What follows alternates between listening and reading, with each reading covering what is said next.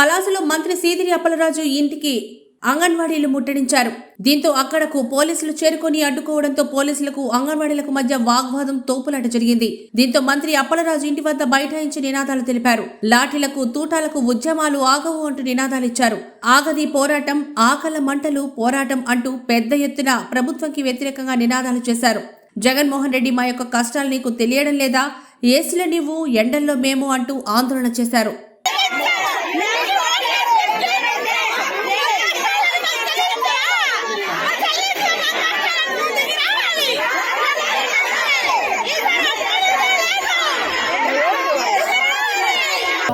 అందరికీ నమస్కారం. నాకు వినతి పత్రం ఇవ్వడానికి వచ్చేసినటువంటి అంగన్వాడీ అక్క చెల్లెమ్మలకు పేరు పేరును ధన్యవాదాలు తెలియజేస్తూ ఇంకేం మాట్లాడలేదు.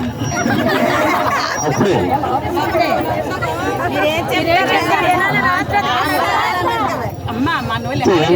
మీరందరూ ఇలా రోడ్డు మీదకి ఎండలో రోడ్డు మీద రావడం అనేది చాలా దురదృష్టకరమైనటువంటి సందర్భం.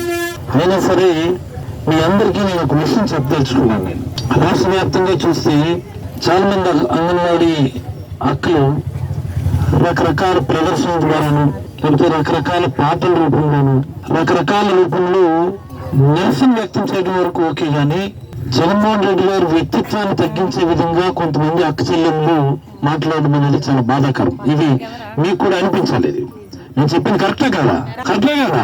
ఎందుకు ఈ మాట చెప్తున్నానంటే, గత ప్రభుత్వం అంతకు ముందు గురించి నేను మాట్లాడాను. 2014-19 ఒకసారి మనం పరిశీలిద్దాం. అప్పుడు కూడా ఇదే కనుపుతున్నాడు, అప్పుడు కూడా ఇదే కనుపితే అందరితో ఉద్యమాలు చేయించాడు. మనకు తెలుసు. గొడవ చేస్తున్నారని 4500 ఉన్నటువంటి ఆన్లైన్ అంగన్వాడీ వర్కర్లకి 2016కు ముందు ఎంత ఉండేది? 4500 ఉండేది. 2016కు ముందు గొడవలు చేస్తున్నారని 3000 పెంచారు. 6950కి 7000కి ఎంతకు పెంచారు. ఇదే కదా నేను చెప్పింది? కరెక్టా కాదా?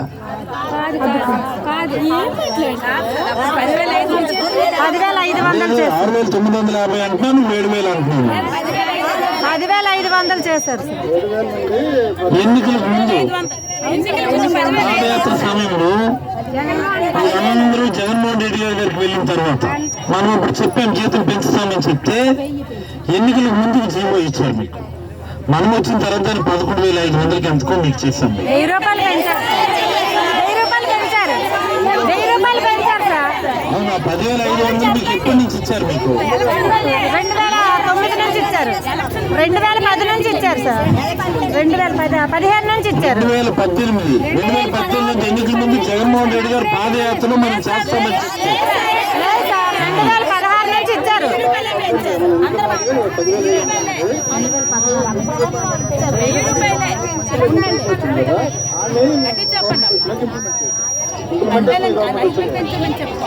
అలాగే వర్కర్లు, అంగన్వాడీ హెల్పర్లు కూడాను ఆందోళన పెంచింది కూడా మనమే.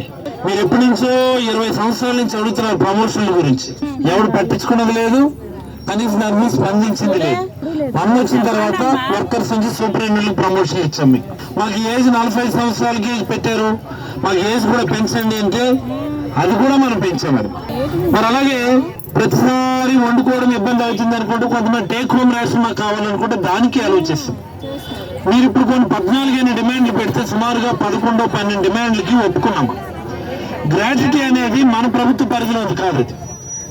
గ్రాట్యుటీ అనేది మన ప్రభుత్వ పరిధిలోది కాదు, కేంద్ర ప్రభుత్వ పరిధిలో. మీకు తెలుసు అది కూడా.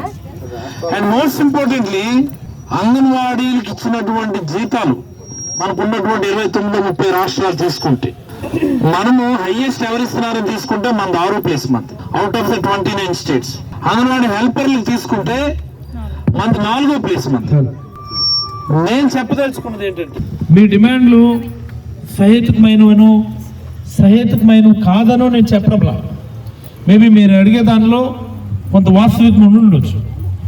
కాకపోతే నేను చెప్పదలుచుకున్నది ఏంటంటే, మన కొమ్మను మనమే నరుక్కుంటామేమో అన్నటువంటిది నా ఆవేదన.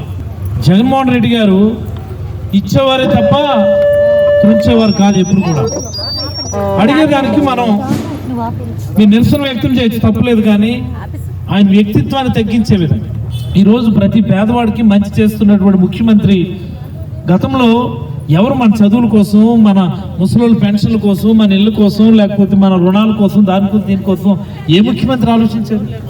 ఈ ముఖ్యమంత్రి వచ్చిన తర్వాత అందరు పేదవాళ్ళకి మంచి జరుగుతున్నటువంటి సందర్భంలో మీరు కరెక్ట్గా ఎన్నికల సమయం చూసి ఈ రకంగా ముఖ్యమంత్రి గారి వ్యక్తిత్వాన్ని తగ్గించినట్టు మాట్లాడడం సబబు కాదని నా భావన, నా ఆవేదన.